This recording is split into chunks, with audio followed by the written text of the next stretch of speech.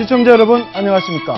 온과 세상이 보이는 시간 아침경제 골든타임 박현진입니다. 안녕하십니까. 강수진입니다. 오늘도 다양한 소식들 준비했습니다.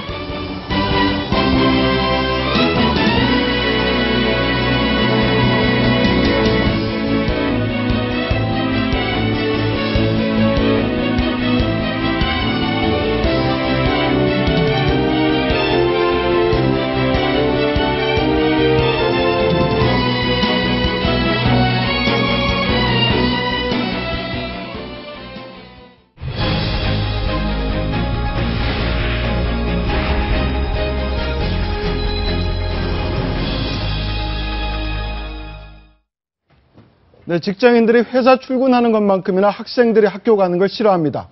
오늘 아침에도 등교 전쟁 치르셨을 텐데요. 왜 학교 가는 게 싫을까요? 설동호 대전광역시 교육감 모시고 얘기 나눠보겠습니다. 네, 반갑습니다. 어서 오세요. 안녕하십니까? 네. 네, 학생들이 이렇게 학교를 가기 싫어하는데 네. 좀 이렇게 학교를 올 수 있도록 네. 좀 학교를 재미난 공간으로 만드는 방법이 없을까요? 어떻게 지금 대전시에서 시도를 하고 있다고 그러는데. 네. 그 놀이통합교육이라는 걸 실현하고 있습니다. 네네. 놀이통합교육. 아이들이 좀 학교에서 즐겁고 행복하게 학교를 다녀야 되죠. 네네. 웃음소리가 그냥 교내에 확 퍼지는 그런 학교를 만들려고 하고 있습니다. 네. 놀이통합교육은 뭐냐면은 이제 학교에 놀이공간, 놀이시설, 놀이 또 교구를 많이 마련해가지고 네네. 우리 아이들이 자기들이 즐겁게 공부를 하도록 하는 것입니다. 그래서 하루에 최소한 50분 정도 이상은 이제 아침, 점심시간, 오후 이렇게 나눠서라도 50분 이상은 아이들이 학교에서 놀이를 할 수 있도록 해야 되겠다. 이제 네. 그런 목적으로 실시하고 있는데 굉장히 반응이 좋습니다. 제가 직접 초등학교를 방문해 봤어요. 네. 그래서 아이들이랑 체육복 입고서 투호락에서 이렇게 화살등 던지는 거 있죠. 투호? 예, 네. 그것도 하고 사방치기도 하고 술래잡기도 해봤습니다. 투호할 때는 거리 측정 능력도 생기죠. 네. 사방치기는 도형에 대한 감각도 생기고 술래잡기에서는 아이들이 협동심도 생깁니다. 사실 놀이라는 것은 실제적으로 즐겁기도 하지만 아이들 창의적인 그러한 역량을 기르는 게 굉장히 중요합니다. 네. 그래서 그런 면에서 놀이 통합을 자연적으로 실시해서 우리 아이들이 역량을 기르고 즐겁고 행복한 학교 생활을 할 수 있도록 이렇게 실현하고 있습니다. 네. 네, 놀이통합교육. 그런데 학생들이 교육도 굉장히 싫어하지만 예. 독서 또한, 책 읽기 또한 싫어한다고 하는데 예. 책 읽기를 하게 할 수 있는 방법 있습니까? 정말 뭐 다 아시는 거지만은 지금 우리 아이들이 앞으로 10년, 20년, 30년의 미래 세계를 살아야 되잖아요. 예. 문제가 얼마나 복잡합니까, 사회. 엄청난 사회 문제 복잡하고 해결해야 할 것이 많이 있습니다. 또 창의적인 역량이 중요한데 학습, 독서, 체험이 3대가 가장 중요합니다. 3대 네, 목표가. 네. 그 중에서 이제 책 읽기가 중요한 이유는 책 속에 길이 있다고 하지 않습니까? 네. 문학, 사학, 역사, 과학, 기술 다 들어있습니다, 책 속에. 네. 그래서 우리 아이들이 책을 읽도록 해서 대전교육은 어떠냐면 책과 대화하는 대전교육. 책과 대화를 한다? 예, 네. 책과 대화한다. 그러니까 책을 자연스럽게 접하게 되는 거죠. 예. 그래서 이제 우리 주 목적은 뭐냐면 교육 가족과 함께하는 독서 교육입니다. 가장 아름다운 모습이 부모님과 아이들 책 읽는 모습입니다. 네네. 그래서 학교 도서관을 개방해서 우리 학부모님과 아이들이 같이 책을 읽고 아이들이 이제 주로 독서 토론, 기존의 방법에 탈피해서 논술 아카데미 이런 걸 해서 우리 아이들이 토론 문화도 좀 향상시키고 그런데 가족과 책 읽기, 사제 동행 책 읽기 이런 모든 것들을 실현하고 있습니다. 그러다 네. 보니까 상당히 반응도 좋고 네네. 앞으로도 책 읽기 문화를 이제 개방하려고 이번에 대전광역시 교육청에서 전국 최초로 학교 도서관 개방 및 진흥에 관한 조례를 발표했습니다. 아, 그렇군요. 만들어서 발표해서 네. 이제 학교 도서관을 지역 주민한테 활짝 개방해가지고 그 뭐 주말이건 이런 건 이제 지역 주민들이 와서 독서도 하고 해서 독서의 중심지로서 우리 아이들과 같이 책 읽는 그런 문화를 근데 확산시키는 지금 예정입니다. 학교 앞에 서점은 많이 준 것 같은데 어떻습니까? 예전에 우리 문방구를 많이 찾았는데 문방구도 많이 줄었죠? 많이 줄었습니다. 네. 지금 그걸 살리기 위한 뭐 운동도 하신다고 그렇죠. 얘기를 들었는데요. 왜냐하면 이제 학교 문방구를 살리는데 지금 우리 학교에서 학습 준비물을 우리 아이들한테 이제 제공해주고 있습니다. 네네. 그래서 이번에는 우리 대전광역시 교육청에서는 적어도 학교 앞 문방구에서 15% 이상 정도는 준비물을 좀 구매했으면 좋겠다는 것을 시달했습니다. 네. 왜냐하면 이제 그렇게 해야만 우리 골목 상권도 살고 골목 상권을 살리기 위한 교육청 차원에서의 지원이네요. 어떻게 그렇습니다. 보면. 그러니까 네. 그렇게 해야만 우리 모두가 함께 행복한 시대를 열어야 네네. 됩니다. 그게 지금 우리가 가야 할 길 아닙니까? 네. 예. 그런 차원에서도 접근하고 그래서 이제 수의계약이라고 1인 저기 구매하는 계약의 한도가 500만 원 이하였었는데 좀 이왕이면 규제를 좀 과감하게 풀어보자. 그래서 1000만 원 이하로 상향 조정했습니다. 네. 앞으로 더욱 더 골목상권 뭐 서점이라든지 이런 살리기를 더욱더 적극적으로 지원할 네. 계획입니다. 알겠습니다. 학교, 요즘에 학교 문제하면 빠지지 않는 게 아이들의 학교 폭력 문제, 그리고 그렇습니다. 왕따 문제입니다. 네네. 이 문제는 좀 어떻게 좀 대처법이 있습니까? 그게 뭐 가장 중요한 것은 네. 누구든지 마찬가지입니다. 아이부터 어른까지 안전과 건강입니다. 이제 학교가 안전으로 보호한다는 것은 뭐 재난이라든지 교통 안전도 있지만 학교 폭력이 상당히 중요한 문제입니다. 예. 최근에 뭐 이렇게 조사를 해보니까 신체적인 폭력은 많이 감소했습니다. 네. 그런데 언어 폭력하고 사이버 폭력 쪽이 증가했습니다. 네. 그래서 우리 이제 대전교육청에서는 친구 사랑 3운동을 실시하고 있습니다. 그게 뭐냐면 뭡니까? 친구 사랑 3운동이요. 서로 그 고운 말 쓰기. 네. 예고미소죠. 예, 친구야 고마워. 고마워. 미안해. 너 좋아해. 이런 말. 고운 말 쓰기. 그다음에 또 하나는 그 바른 예의, 인사 잘하기. 또 그다음에 우리 사이버 폭력을 방지하기 따뜻한 소통. 그래서 선풀 달기 운동이 있죠. 네네. 그런 쪽으로 해가지고 서로 공감과 소통을 하는 그러한 운동을 전개하고 있는데 굉장히 효과가 좋습니다. 하다 보니까 뭐 통계치로 볼 때 학교 폭력 피해 학생 응답 비율이 2014년, 14년 비해서 상당히 큰 폭으로 감소했고 네. 또 이제 만족도를 조사해 봤어요. 네. 우리 친구 사랑 3운동 한 그 교우관계 만족도를 조사하니까 학생이 85.8%, 네네. 학부모님들은 90.6%가 아주 굉장히 만족도를 높게 나타내고 있습니다. 네. 근데 이것은 우리 아이들이 문제뿐 아니라 어른 사이도 마찬가지입니다. 어른 문화, 지역 사회 문화도 똑같이 어른들도 마찬가지죠. 고맙습니다. 수고했어. 감사해. 이런 네. 언어적인 이런 것들을 전개해 나갈 계획입니다. 네, 알겠습니다. 확산시키겠습니다. 네. 부디 그런 교육 정책들이 네. 현장에 뿌리 내릴 수 있도록 저희도 한번 기대해 보겠습니다. 예, 감사합니다. 고맙습니다. 예, 고맙습니다. 감사합니다. 네. 네, 생활 속 경제 이야기, 숨어있는 경제 이것만 시간입니다. 각종 기념일이 산재해 있는 5월 꽃 대목을 맞아서 소비자들의 불만이 높아지고 있습니다. 일부 온라인 꽃 배달 업체에서 꽃을 키워서 팔거나 송이를 죽이는 경우가 종종 발생하고 그렇죠. 있는데 오늘 네. 온라인 꽃 배달 서비스 이용 시 주의할 사항에 대해서 알려드립니다. 네, 유용하고 재밌는 경제 이야기, 숨어있는 경제, 이것만 시간입니다. 사진이랑 다르잖아요. 어버이날과 스승의 날 등 기념일이 유독 많은 5월, 온라인 꽃배달 서비스 이용객도 많은데요. 온라인 꽃배달 서비스를 이용할 때 주문 상품과 실제 배달된 상품이 달라서 불만을 제기하는 소비자가 늘고 있습니다. 지난 7일 한국소비자연맹에 따르면 지난해 1년 동안 꽃배달 서비스와 관련해 접수된 소비자 불만은 총 268건이었는데요. 1년 사이 약 54%나 증가한 수치입니다.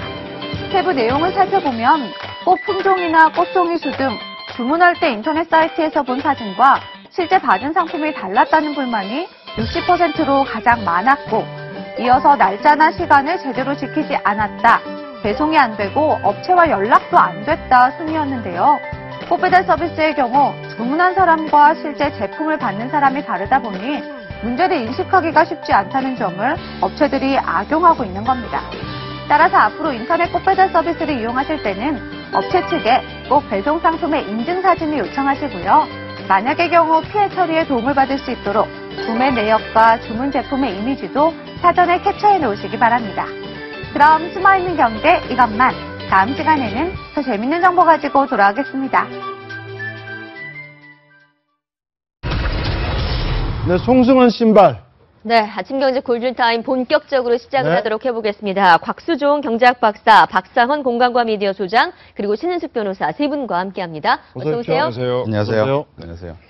네, 지금 눈썹 진한 배우 송승헌 씨의 신발이 화제입니다. 예. 박근혜 대통령이 혁신 기법이라며 송승헌 신발을 예로 들었기 때문인데요.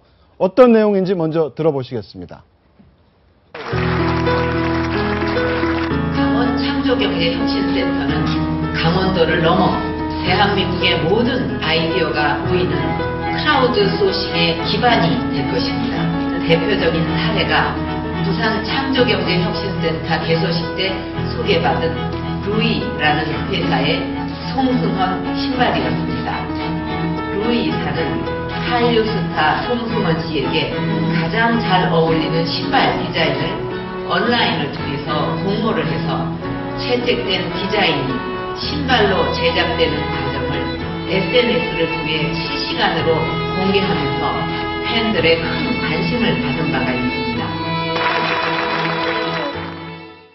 네, 바로 박근혜 대통령이 소개한 신발 루이라는 회사의 송승헌 신발이라고 합니다. 일단 어떤 신발인지 한번 궁금하실 텐데 저희가 그 보죠. 신발부터 좀 네. 보여드리도록 하죠. 바로 루이사에서 만든 송승헌, 눈썹 진한 배우 송승헌 신발이라고 하는데, 그런데 이 신발이 지금 SNS를 통해서 송승헌 씨와 송승헌 씨의 팬들 지금 나오고 그리고 있죠. 프랑스의 네. 디자이너가 만들었다고 하는데 운동화 모양 굉장히 예쁜 것 같고 독특한 것 같기도 하고요. 방금, 그리고 보시면 예. 송승헌 SSH 그래서 신발 옆에 송승헌 씨 이니셜도 써 있고요.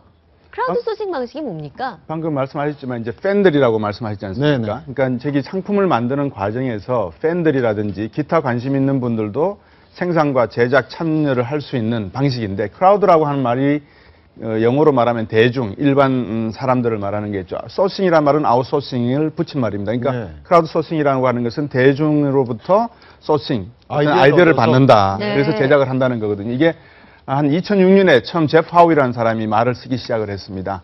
지금까지는 아이튠을 비롯해서 아마존, 그다음에 골드컵, 그러니까 금강을 개발하는 데 있어서까지 역시 다른 사람 대중으로부터 아이디어를 받아서 금강 개발을 하고 있고, 이게 가장 뭐라 그럴까요? 꽃을 피웠다라고 할까요? 알래스카의 1980년대 후반에 기름 유출 사건이 한 번 있었었죠. 네네. 그때 기름 유출을 해결을 해야 될 방법을 찾고 있었는데 20년이 걸쳐서도 해결을 못했는데, 시멘트 회사에 다니는 한 직원이 그 시멘트를 뭐라 그럽니까 이걸 타설 작업? 타설 작업하지 예. 않습니까? 타설 작업할 때 이렇게 계속 두드리잖아요. 거기서 아이디어를 얻어서 바다 밑에 침전해 있던 기름들을 끌어올리는 방식을 계속 두드리자 해서 끌어올려서 20년 동안 해결 못하던 문제를 해결했다. 그래서 이때부터 이제 상당히 아웃소싱 밖에 일반 대중들도 참여하는 크라우드 예. 소싱에 대한 관심이 높아져서 지금은 웹 버전 2.0을 비롯해서 아이튠 유니버시티를 만들어서 동영상이라든지 다양한 대중으로부터의 아이디어를 지금 받고 있는 그런 상황입니다. 네.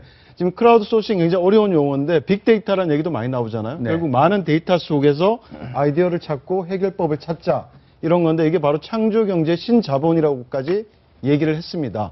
어떻습니까? 이게 지금 취임 초기에 박근혜 대통령이 사용했던 손지가 네. 대박을 터뜨렸는데요. 뭐 대박 조짐이 있습니까? 어떻게 보세요? 그러니까 대박이라고 하는 것은 결국 뭐 대중이든 소비자든 많은 사람들이 참여를 해서 물건을 만드는데도 관여해야 되지만 구매를 해야 되는 부분도 있는 거죠. 네네. 근데 보면 우리나라 같은 경우 이제 이 정신의 기본을 보면 우리나라는 자원이 풍부한 나라가 아니지 않습니까? 그렇다면 창조적인 아이디어를 가지고 고부가 가치 산업을 만들어내자 이건데, 방금 화면에서 보신 신발이 일반적인 신발하고 사실 그렇게 보면 별반 다르진 않아요. 네. 근데 이걸 만드는 과정에서 공모를 했죠. 이 배우한테 가장 잘 어울릴 수 있는 신발이 무엇이냐. 이걸 네. 만들겠다. 그러니까 많은 사람들이 관심을 이끌고 그걸 만들어졌을 때 굉장히 많이 팔릴 수 있다라는 거죠. 그래서 이 아이디어를 가지고 성공하고 있는 거라서 우리나라 현실에 있어서는 아주 적합한 방법이라고 생각을 합니다. 네, 알겠습니다. 네, 트렌드를 예측할 수도 있고 시장의 목소리에 즉각적으로도 반응을 할 수 있고, 이 크라우드 소싱이 박근혜 대통령이 말한 것처럼 어떻게든 창조 경제에 하나의 어떤 좀 활력소를 줄 수 있지 않을까라는 생각이 그렇죠. 드는데요. 네. 얼마 전에 우리 정주영 현대 회장도 아이디어를 냈었죠. 아산만 방조제 공사할 때 그 물살이 센 지역을 네네. 막을 수가 없었는데 폐유주선을 갖다가 설치해서 냈지 않습니까? 네. 그런 아이디어를 대중으로부터 받자는 거죠.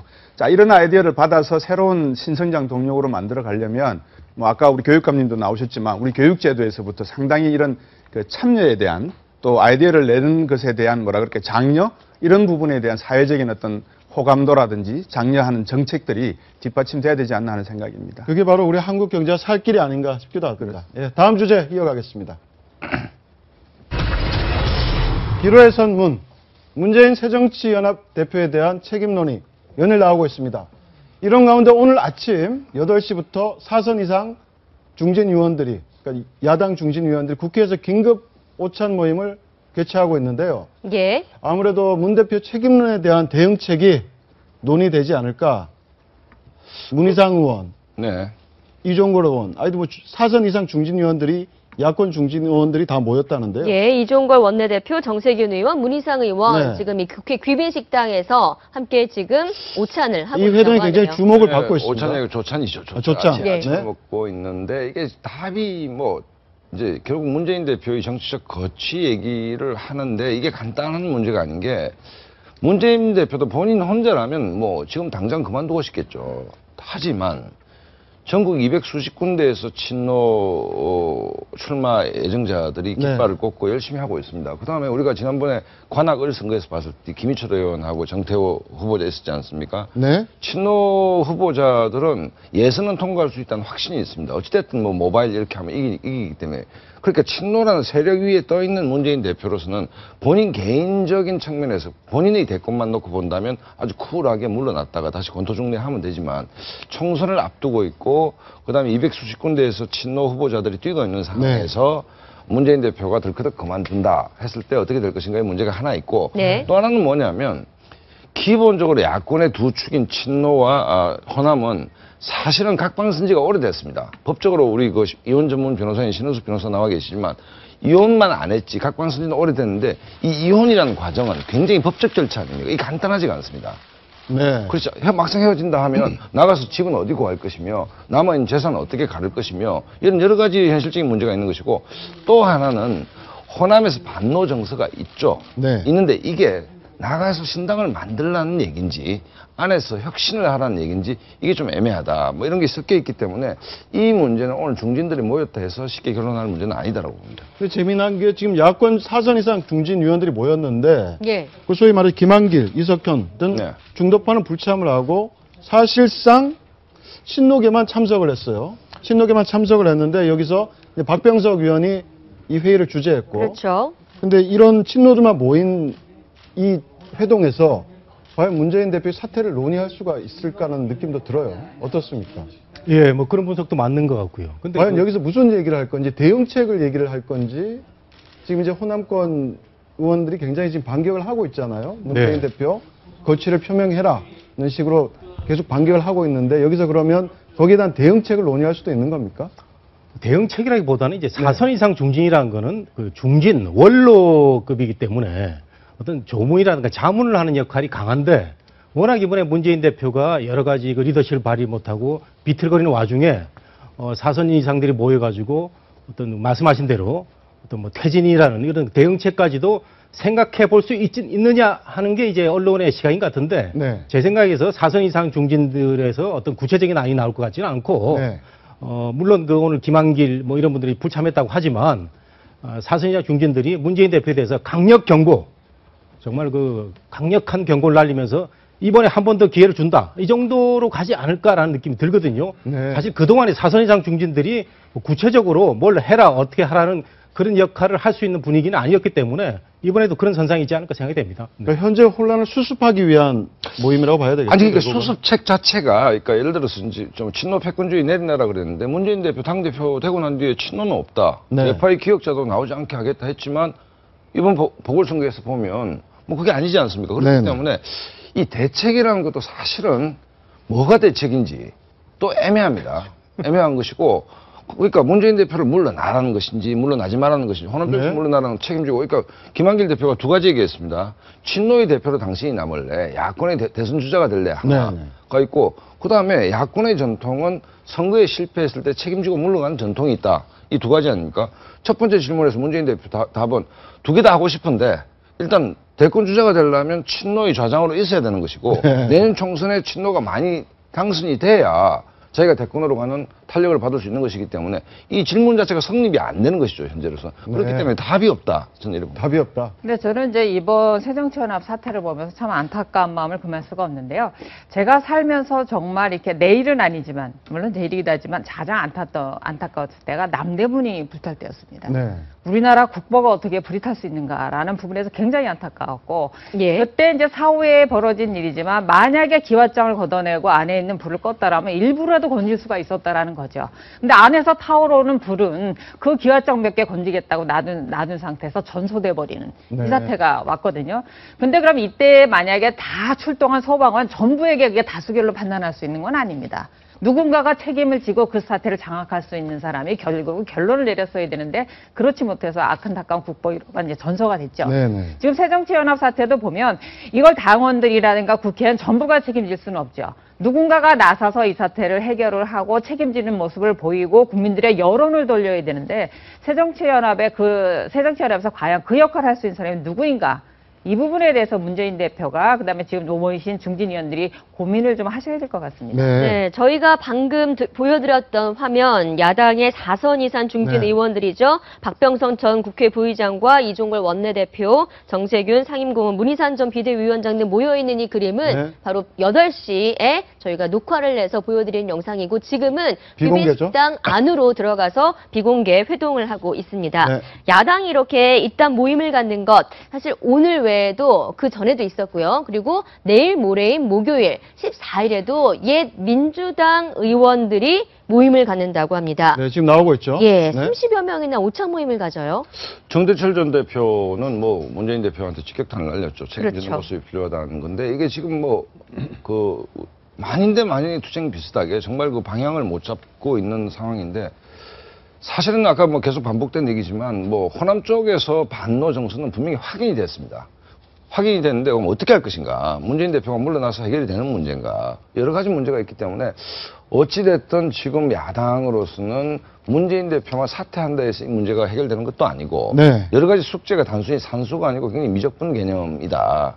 그다음에 여러 가지 방안이 있겠죠. 신당을 창당하는 방법 여러 가지가 있을 수 있는데 무엇이 정답인지에 대해서 야권 내에서도 좀 헷갈려하는 뭐 이런 분위기인 것 같습니다. 네, 그런 가운데 어제 바로 김한길 전 대표가 SNS를 통해서 굉장히 좀 의미 있는 그런 말을 던졌습니다. 예, 역시 문재인 대표에게 직격탄을 날렸는데요. 네. 며칠 전에 김한길 전 대표와 문재인 대표가 저녁을 네. 한번 먹지 않았습니까? 그 얘기까지 하면서 직격탄을 날렸습니다. 그러니까 친노의 자장으로 아까 금방 네. 말씀하신 거죠. 버티면서 끝까지 가볼 것인지 아니면 그야말로 야권을 대표하는 주자가 되기 위해 필요한 결단을 할 것인지를 정해야 한다. 과연 이 지도부로 내년 총선을 제대로 치를 수 있을지 걱정하고 있는 게 현실이다. 그러니까 김한길 지금 의원하고 문재인 대표가 만났을 때는 이제 김한길 의원은 문 대표가 뭔가 해결책을 갖고 나온 줄 알았는데 전혀 그게 아니고 계속 자문만 했다는 겁니다. 네. 거기서 약간의 좀 실망감이 있었다고 표현을 했는데 어떻습니까? 김한길 의원의 저 발언. 그 사실상의 결단을 해라. 그렇게 보이는데요. 네. 본인도 이제 아픔이 있잖아요. 본인도 정말 그 상처 이전에 가지고 똑같은 아픔이 있잖아요. 아픔이 네. 있는데 저는 김한길 의원이 더 큰 정치인이라면은 한번 이번에 문재인 대표를 밀어주는 모습을 보이면은 다음에 더 본인한테도 기회가 생기는 그런 포용력의 정치인을 보일 텐데 그 트위트에 올린 거 보면 정청래 의원 위에 아주 조금은 그 얕아 보이는 그 친노의 자장이라는 표현도 쓰고 말이죠. 사실 네네. 당 대표인데 굳이 안 써도 다 아는 얘기인데 네네. 굳이 써가면서 저렇게 공격할 필요가 있느냐라는 생각이 들고 어제 타이밍을 좀 놓친 감이 없잖아 있어요. 어제 누가 타이밍을 놓쳤다는 김한길 거예요? 네? 의원이죠. 네? 사실 좀 더 일찍 얘기를 하든가. 네. 한 일주일 동안 문재인 대표가 매를 맞고 있는 동안에 약간 그 관망의 자세를 보였거든요. 근데 네. 조금 시끄러워지는 듯한 모습을 보이니까 뒤늦게 저렇게 나온 것 같은데, 물론 저는 그 김한길 의원의 그 진정성을 이해를 합니다. 문재인 대표에 대한 책임론을 정식으로 묻는 진정성을 이해를 합니다만은 타이밍도 조금 늦은 감이 있고, 정청래 그 주승용 어제 또 화해 움직임도 있었고, 이런 점에서 볼 때는 글쎄 문재인 대표가 흔쾌히 받아들일 것 같지는 않습니다. 네. 네. 정청래 지금 의원 얘기를 하셨는데 예. 정청래 의원하고 주승용 최고위원 어제 화해했다고 보십니까? 여수회동 불발됐는데. 아니 화해하고 안 하고가 본질이 아니고 네. 최고위원회 다시 들어오느냐 안 들어오느냐가 그게 본질 본질이다. 아닙니까? 왜냐하면 제일 수석 최고위원이 안 하겠다고 나갔는데 아니 뭐 여수까지 왔으니까 뭐 그 사과는 받겠다. 그런데 최고위원회 복귀하지 않겠다. 문제는 사과 받고 안 받고는 개인의 문제고 최고위원회에 복귀하느냐 안 복귀하느냐의 문제는 정치의 문제이기 때문에 최고위원회 복귀하지 않겠다는 얘기는 주승용 최고 입장에서도 호남 민심이 이게 뭐지 도대체 정말 그 이혼 소송을 해서 새로 살림을 차리자는 얘기인지 그다음에 친노 패권주의를 내려놓겠다. 문재인 대표가 그럼 내려놓겠습니다 한다고 그걸 믿을 수 있는 것인지 이게 지금 답이 없는 얘기들이거든요. 그렇기 때문에 뭐 정청래 의원이 사과하고 주승용 최고가 받아들였다는 게 본질이 아니고 네. 최고위원회 복귀해달라는 얘기인데 그걸 하지 않겠다는 얘기고 그다음에 문재인 뭐 대표 얘기했는데 저는 문재인 대표가 이해 안 가는 부분이 주승용 최고가 어제 박차고 나갔지 않습니까? 근데 연락 왔습니까? 밥 한번 합시다. 문자가 왔더라는 게 주승용 최고위원 얘기입니다. 문자가 두 번 왔다는 거죠? 본인이 여수까지 문자 두 가가지고 번. 네. 쉽고 처리를 하든 해서 좀 설득을 해야 되는 거 아닙니까? 그 다음에 김한길 대표를 만났을 때도 뭔가 좀 심도 있게 얘기를 해야 되는데 그냥 단순 자문 받듯이 남 얘기하듯이 해서는 안 된다. 그러니까 결국은 저는 문재인 대표가 도저히 이해 안 가는 것이 이 상황의 엄정함을 알면 본인이 사태 수습의 중심에 서서 여러 사람들을 만나고 이른바 부족장 회의도 하고 예. 하면서 하루를 정말 24시간을 바쁜 듯이 쪼개서 하나의 컨센서스를 만들어 가야 되는데 불이 났는데 신 변호사님 말씀 나무 집이 불난 것처럼 이렇게 멀뚱히 보고 있는 저 장면도 정말 도저히 이해가 안 된다. 네. 저는 스타일의 문제라고 봅니다. 그 정청래 의원이 어제 그 여수까지 달려간 배경은 문재인 대표가 당신 가서 빨리 가서 사과하는 게 좋겠다고 종용을 했다는 거 아닙니까? 떠밀었다고 하죠. 그래서 문재인 대표가 지금 한 열흘째 지금 매를 맞고 있는데 이 매를 맞는 과정에서 왜 우리가 봐도 빨리 가서 주승용 최고 잡지 않느냐는 얘기 많이 하는데 좀 스타일이 약간은 완곡한 그런 그 자세를 좋아하는 스타일이 아닌가 싶어서 만일에 문재인 대표를 좀 옹호한 입장이라면은 정청래 최고의 그 사과를 종용한 그런 모습 좋았고 어제 그 최고위원회에서도 국민들한테 대한 그 사과 성명 이런 거는 뭐 좋았다고 봅니다. 그래서 요즘 너무 문재인 대표를 온갖 미디어에서 다 때리다 보니까 제가 약간 그 변명 비슷하게 이렇게 네. 대신해주는 모습이 보이는데 어쨌든 그 국민들한테 이번에 질타를 많이 받았으니까 신경 좀 써야 되겠죠. 네. 네. 여수까지 내려간 정청래 최고위원, 하지만 주승용 최고위원을 만나지는 못했습니다. 전화 통화만 나눴다고 하는데 무슨 얘기 나눴는지 한번 두 사람의 입으로 직접 들어보시죠. 정치 노선과 이런 걸 떠나서 인간적으로 미안하다 이렇게 말씀드렸고 정청래 의원의 사과를 받아들이겠다. 그리고 여기까지 멀리 내려와서 고맙다. 지역위원회 사무실로 왔어요. 그래가지고 나한테 문자가 왔어. 미안합니다. 하고 좀 만나주십시오. 이렇게 언론이 부담스럽고 해서 전화로 정청래를 바꿔서 전화통화로 했어요. 여기까지 여수까지 비 오는 날 와준 건 고맙고 미안하다는 사과는 받아들이겠다. 받아들이겠다. 하지만 복귀는 하지 않겠다. 예. 그 말은 지금 나오지 않아. 복귀는 하지 않겠다. 만난 걸로 치자. 그렇죠. 여수까지 내려간 것 자체가 사과할 의사가 분명히 있었던 거 아닙니까? 정청래 그렇죠. 의원. 저는 어제 정청래 의원이 참 우리 미디어에서 비판 많이 하는데 네. 어제는 좀 칭찬을 좀 해주고 싶어요. 좀 멋있는 행보라고 볼 수도 있어요. 사실은 여수까지 내려갔다는. 예. 그래서 네. 진정성이 담긴 사과를 받는데 그러면서도 또 SNS에서는 또 요란하게 또 날리는 모습을 보면은 진정성이 있느냐라고 또 많은 사람들이 얘기를 하는데 네. 어쨌든 주승용 최고 사무실까지 찾아가서 1시간 반을 기다렸다는 거 아닙니까? 기다리면서 뭐 큰형님뻘한테 사과를 하는 모습을 보였는데 본인도 얘기를 했어요. 문재인 대표가 사과를 하는 게 좋겠다고 해서 자기가 결심을 했다. 이런 얘기를 하고 있고 그다음에 주승용 최고위원이 워낙 점잖은 분이기 때문에 정말 그 흔쾌히 사과를 받아준 모습은 사실 본질은 아닙니다. 우리 박상은 박사님 말씀하신 대로 예. 그 최고위원 사퇴를 하고 안 하고의 본질은 아니지만 어쨌든 국민들 앞에서 벌어진 두 사람의 일종의 그 정말 말 못할 멱살잡이였는데 이걸 잘 해결을 했고 사퇴 문제도 저는 이렇게 봅니다. 꼭 못 들어가야 될 이유는 없다고 봐요. 네. 본인이 한번 얘기를 한 게 뭐 금가국주는 아니고 김태호 최고위원이 여당에서 한번 사퇴한다고 놔두러 다녔다가 다시 슬그머니 들어간 게 있기 때문에 뭐 들어가서 그 본인이 주장하는 원탁회의 있잖아요. 원탁회의. 그 대권 주자들이 참여하는 원탁회의를 열자. 사실 이거는 저는 좀 뭐 말이 안 된다고 보는데 원탁회의를 주장하든가 문재인 대표를 계속 옆에 앉아가지고 계속 사퇴를 요구하든가 그 본인의 그 주장 계속 하는 건 좋은데 뭐 저는 돌아와도 국민들이 그렇게 뭐 이랬다 저랬다 하는 사람으로 보지 않을 거다 이런 생각을 네. 좀 해봅니다. 네. 근데 제 생각은 이제 그 봉숭아 학당이라는 얘기가 나올 만큼 국민들 입장에서 볼 때는 정말 코미디 아닌 코미디라는 걸 연출을 했는데 하다못해 며느리가 집을 나가면 전화를 해도 권한에 들어올 거 아닙니까? 그러면 대표직을 내려놓고 나간 의원한테 그냥 개인적으로 인간적으로 미안하다라는 사과를 개인적으로 받아들일 수 있지만 대표직에 복귀하기 위한 명분을 줘야 명분을 줘야 될 거 아닙니까? 그러니까 최고위원직에 들어오기 위한 명분을 줘야 될 거 아닙니까? 그럼 그 명분에 있어서 좀 미흡하지 않았나라는 좀 생각이 들고 문재인 대표께서 뭐 한 번을 가든 두 번을 가든 물론 그 방법이 중요하지는 않습니다. 하지만은 그 모든 당원들과 의원들을 아우르고 있는 직에 있어서 본인이 할 수 있는 역할은 마땅히 했어야 된다라는 생각이 들어서 좀 이번에도 명분에서 약했고 주위 의원한테 다시 돌아오기를 기대하기 좀 어려운 상황이라고 봅니다. 마케팅 차원에서 보면 노이즈 마케팅 하는 것처럼 비춰질 수가 있죠. 근데 말씀하셨다시피 이런 봉숭아 학당 위에 노이즈 마케팅은 야당에게 전혀 도움이 되지 않고 한국 정치에도 도움이 되지 않는다. 네. 일반 대중들에게 만약에 정치를 크라우드 소싱을 하게 되면 어떻게 말할 것인가를 한번 생각해 보면 보궐선거에 대한 책임을 명확하게 밝히는 것이 리더십의 표현일 것이다. 네. 그 리더십의 표현을 타의에 의해서 감춰진 그 무엇의 힘에 의해서 움직이는 게 아니라 자기 자신이 느끼는 바에 의해서 표출하는 것이 진정한 리더십일 것이다. 두 번째는 지금 민생 현안이라든지 안보 문제 등 첩첩산중의 여러 가지 이슈들이 임시국회에서 다뤄져야 되는데 이 마당에 아직까지도 우리가 계속 이 문제로 집안 싸움을 해야 되겠냐는 점을 놓고 볼 때는 상당히 야당으로서는 제대로 된 정치를 하고 있지 못하다. 이런 점에서 봉선학당류의 정치는 좀 접어줬으면 하는 생각입니다. 네. 네, 친노와 비노 간의 갈등의 도화선이 된 이 정청래 최고위원의 발언, 당 안팎에서 십자포화를 당하고 있습니다. 그렇죠. 정대철 상임고문도 어제 라디오에서 출연해서 한마디 했는데요. 들어보시죠. 오늘 당 대표가 뒤늦게 수습을 하느라고 사과는 한 것 같습니다만은 이것도 늦었고, 이제 지도부라든가 당 전체의 어떤 흐름이 이런 막말소동하고 이렇게 품격이 없어지고 소위 말해서 싸가지가 없는 정당으로 가만히 있고 그에 대한 자정 능력이 모자란 데 대해서 국민들과 또 뜻 있는 당원들이 걱정하실 겁니다. 정치라는 것은 결과 책임지게 되어 있습니다. 새로운 모습으로 탄생하는데 자기 희생적 노력이 있어야 된다는 데는 적지 않은 사람이 공감할 것입니다. 근데 지금 야권 인사들이 저 정청래 발언에 대해서, 정청래 의원의 발언에 굉장히 민감해요. 과거에 김용민 누구죠? 네. 그 막말 논란을 김용민 의원. 자꾸 오버랩 시키는, 그 당시에 수십 석의 의석을 잃었다.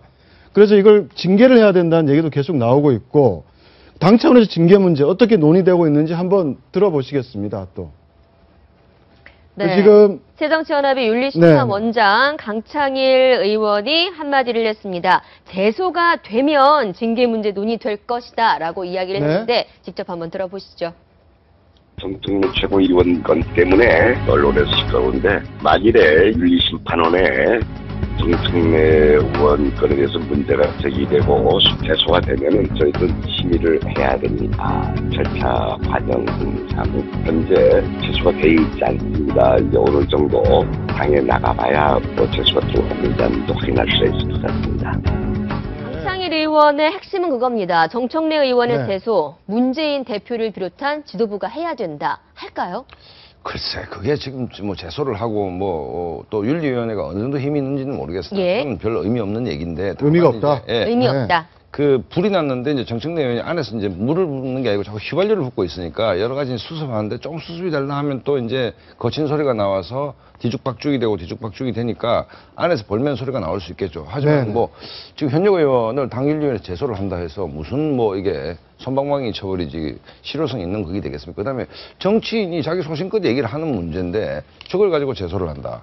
저건 좀 저는 저 자체는 별로 수습하는데 본질적인 문제는 도움이 아니다라고 되지 않을 봐지고. 것이다. 네. 그리고 그 강창일 위원장이 저 뒤에 이런 얘기를 또 했습니다.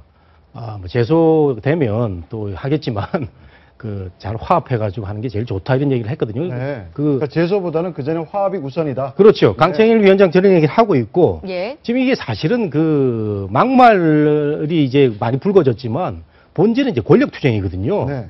범친노하고 호남 출신들 중심으로 한 이런 정치 세력하고 지금 충돌을 벌이고 있는 아주 치열한 권력투쟁인데 여기서 이제 본질적으로 벗어난 계기가 된 게 이제 정청래 의원의 막말이라든가 문재인 최고의 책임을 지는 자세의 어떤 잘못된 모습 이런 걸 번져가서 계속 이제 친노 진영, 문재인 대표 진영이 몰리다 보니까 일방적으로 문재인 대표 쪽이 잘못한 걸로 많이 비춰지고 있는데 어쨌든 이거는 치열한 권력투쟁이기 때문에 이렇게 사과를 하고 말고 이런 문제가 아니고 네. 본질적으로 굉장히 중장기적으로 오래 갈 수 있다. 저는 총선을 앞두고까지도 계속 이런 공방은 계속되리라고 봅니다. 야권의 이런 권력투쟁이 내년 총선까지 갈 거다. 네. 그렇죠. 그러니까 네. 정 의원님 핵심을 얘기한 게 네. 지금 정청래 의원의 막말이 본질이 아니고 네. 그러니까 총선이죠.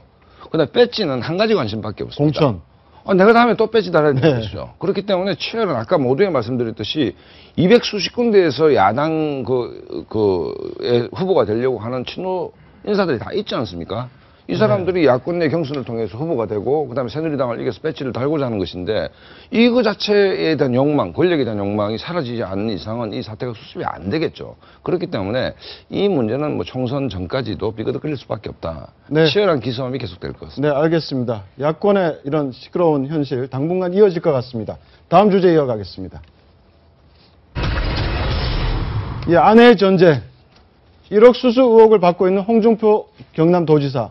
의혹을 해명하기 위해 어제 기자회견까지 자청했습니다. 그 반격에 나섰는데요. 그 내용을 먼저 들어보시겠습니다. 2011년 6월에 경성기탁금이 1억 2천만 원입니다. 그 1억 2천만 원을 내가 참 경선 비용도 있고 해서 어디 동구할 데 없느냐. 그래 하니까 집사람이 6월 23일 날 1억 2천만 원을 현금으로 가져왔어요. 아침에 출근을 하려고 하니까 국회 보자기에 싸줍디다. 그래서 내가 그 돈을 그대로 가지고 가서 정치자금 계좌에 현금으로 집어넣고, 그리고 정치자금 계좌에서 1억 2천만 원 수표를 바로 발급받아가지고 당에 제출을 했습니다. 어떻게 그게 뻔한 문제가 되는 돈인데, 거기에 내가 부정한 돈을 받아가지고 그 돈을 바로 정치자금 그 계좌에 이어가지고 현금 이어가지고 그 돈을 바로 인출해가지고 제출을 했겠습니까? 그리고 오늘 집사람이 대여 금고를 어떻게 하고 있었다, 어떻게 돈을 모았다, 자세한 진술서를 써가지고 변호사 사무실에 줬습니다. 네, 이제 아내를 끌어들였는데요. 네. 어떻게 보면 방패막을 쓴 건데. 아내의 비자금. 네, 어떻습니까? 이거 검찰에서 먹힐 것 같습니까? 어떻습니까? 일단 검찰에서 먹힐지 여부는 모르겠으나 왜 기자회견을 새삼스럽게 했을까? 그 부분은 이해가 됩니다. 검찰 조사라는 것이 들어갈 때는 호기당당하게 들어가지만 들어갔을 땐 의외로 검찰이 많은 준비를 해놨다라는 거죠. 그래서 이제 나와서는 낙담해서 자살하는 분도 하고 계시는데요. 홍준표 도지사도 별반 다르지 않을 겁니다. 검찰이 생각보다 많은 준비를 했을 것이고 여러 벌에 거쳐서 소환할 수 없는 정치인이기 때문에 완벽하게 준비를 나름대로 했다라고 보여집니다. 근데 이 부분에 대해서 이제 현금을 아내가 금고에 모았다. 솔직히 직업적으로 말씀드리면 불가능한 얘기는 아닙니다. 홍 지사 말대로 그 시절에는 이제 영화에도 나오지만 그 변호사 수임료를 신문지에 이렇게 둘둘둘둘 말아서 현금으로 사무장한테 전달해서 현금으로 전달받던 시대고, 뭐 제가 확인한 적은 없습니다만 능력 있는 뭐 부장검사, 차장검사 출신 뭐 변호사들은 1년에 뭐 100억을 번다. 뭐 이런 얘기도 사실 있기는 합니다. 그래서 네. 1년에 수십억을 벌었다는 얘기가 전혀 뭐 근거가 없는 얘기는 아닌데, 그 부분에 대해서 현금 수입을 세금 신고하지 않고 근거에 보관했다. 그게 맞다라고 하면 그게 뭐 진실이긴 하겠죠. 하지만 공교롭게 이제 성전회장한테 돈을 받았다는 시기하고 경선 시기하고 이게 맞물리면서 네. 왜 하필 그때 은행을 통한 적법한 돈이 아닌 검은 돈을 가지고 출처를 들이댔을까?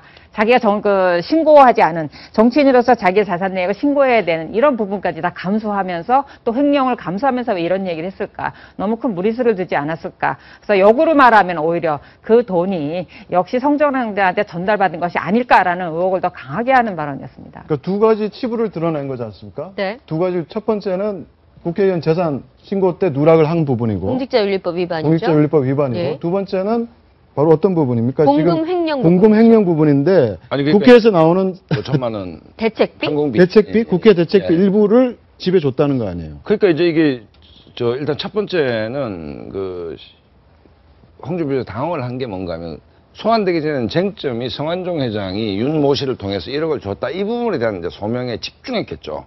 집중했는데 정작 들어가니까 이 문제는 묻지를 않고 1억 2천만 원이 1억 2천만 기탁금을 어디서 마련했느냐. 이건 전혀 답이 준비되어 있지 않았던 네. 것 같습니다. 네. 그러니까 소명을 잘 못했겠죠. 나와서 이제 부인이 갖고 있었던 그러니까 비자금, 그러니까 성완종 비자금이 아니고 아내 비자금에서 이 돈이 나왔다 이제 얘기인데, 그럼 그 1억 2천만 원 어떻게 모았냐 해서 이제 여러 가지 얘기가 나오는 것이죠. 그 중에 하나가 이제 문제가 되는 게 이른바 이제 파출소 피하려다 경찰서 만나는 격이 된 게 이제 5천만 원 방공비를 다 나눠 쓰고 남는 걸 생활비로 줬다. 근데 그건 세금이거든요. 아무리 명목이 없이 그냥 자율적으로 쓴다 하더라도. 네. 뭐 저 내용인데 지금. 국회 대책비 월 공금. 4천만 원에서 5천만 원 일부를 생활비로 준 것이다.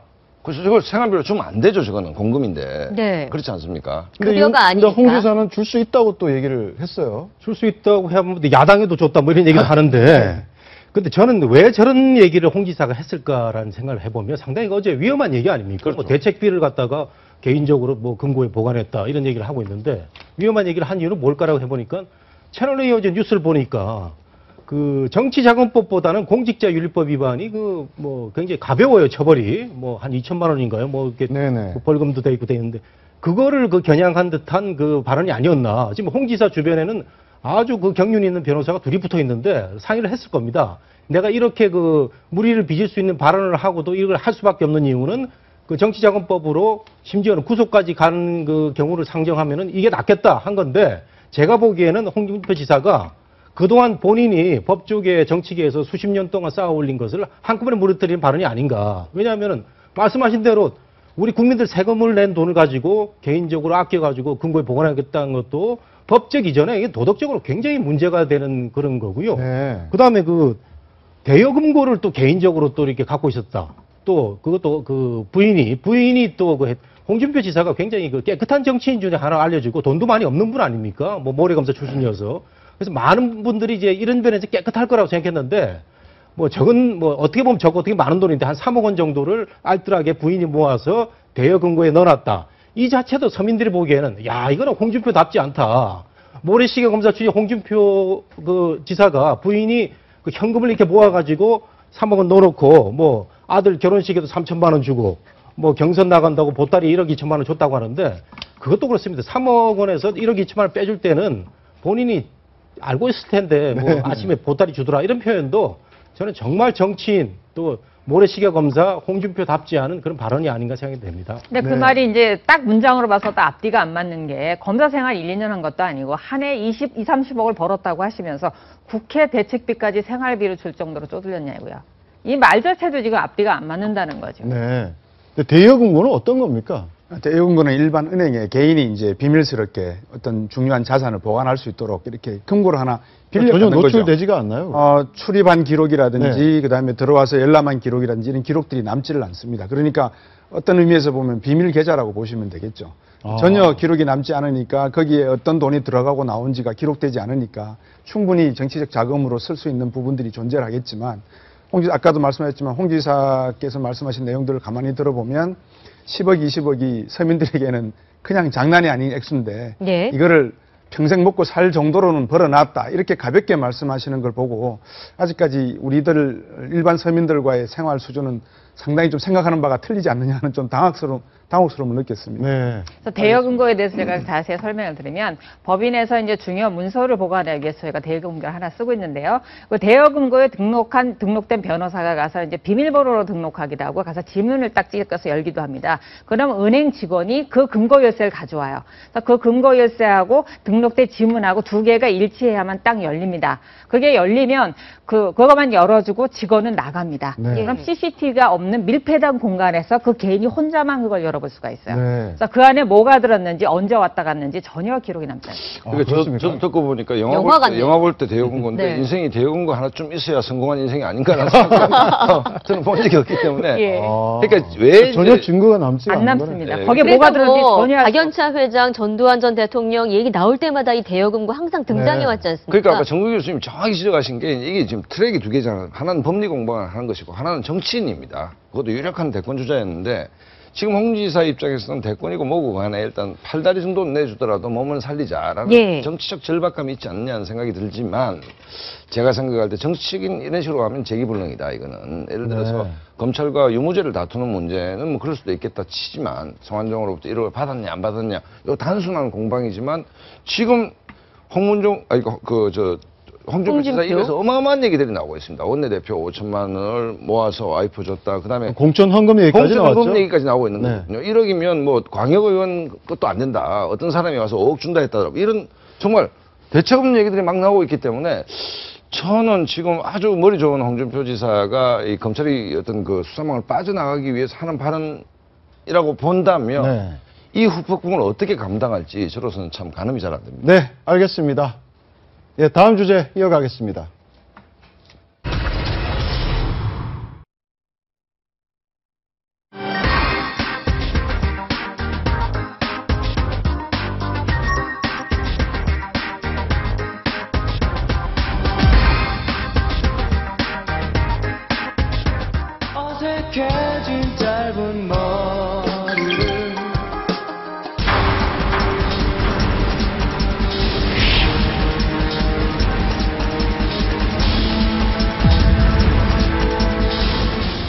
있어서 정치를 임하겠습니다.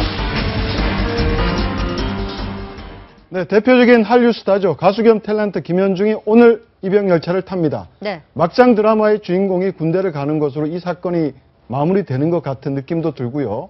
김현중 씨와 전 여친과의 임신 스캔들. 어떻게 하다가 다시 이렇게 불거진 겁니까? 지금 한동안 잠잠했다가 지금 다시 또 불거졌는데요. 한동안 잠잠했는데 이제 여자친구가 올 연초에 좀 시끄러웠죠. 예. 그러다가 여자친구가 이제 임신인 상태에서 김영중을 상태로 해서 10억 원이 넘는 위자료 소송을 제기한 상태라고 알려져 있습니다. 그래서 이때 제기를 하고 나서 이쪽에 김영준 측에서 진지한 태도를 보이지 않으니까 과거에 임신을 했다가 김영중의 폭행으로 유산된 사실을 다시 추가로 이제 공개를 하니까 김영중이가 그때 내가 위기에 몰려서 내 아이인지도 확인하지 않고 일단은 6억 원을 줬다.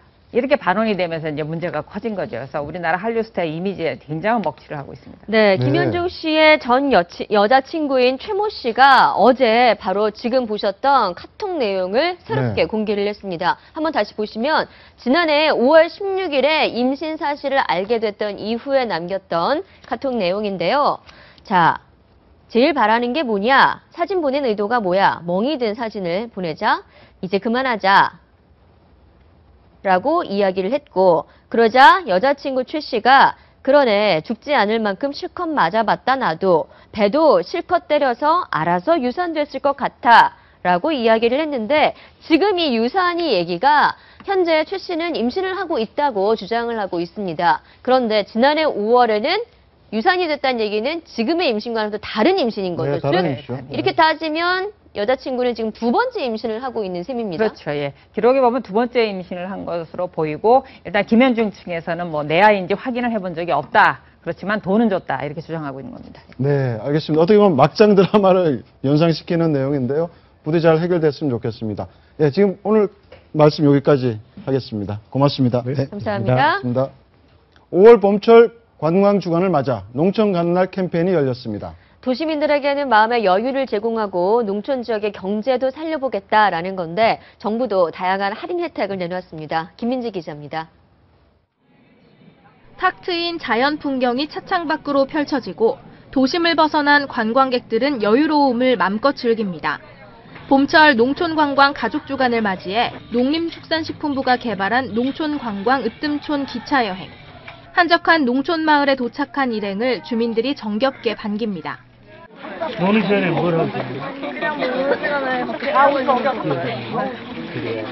정말 좋아 보이네. 되게 건강해 보이네. 농식품부는 전국 840여 개 농촌 체험마을 방문 시 농특산물 구매 등에 이용할 수 있는 할인 쿠폰 10,000장을 배포하고 그중 148개 마을에는 추가 할인을 제공하는 등 농촌 관광 활성화를 위한 다양한 혜택을 내놨습니다. 양조장이나 승마장, 관광 농원 등을 체험할 수 있는 프로그램도 더 개발할 계획입니다. 아울러 농협중앙회는 농업인 단체 등과 함께 다 함께 농촌 가는 날 캠페인 선포식을 열었습니다. 도시와 농촌이 상생하면 즐겁다는 의미를 가진 도시락데이 캠페인은 매월 셋째 주 토요일을 전국민 농촌 가는 날로 지정해 도농 교류를 높이겠다는 목표로 전개됩니다. 채널A 뉴스 김민지입니다. 네, 지금까지 아침 경제 골든타임이었습니다. 고맙습니다.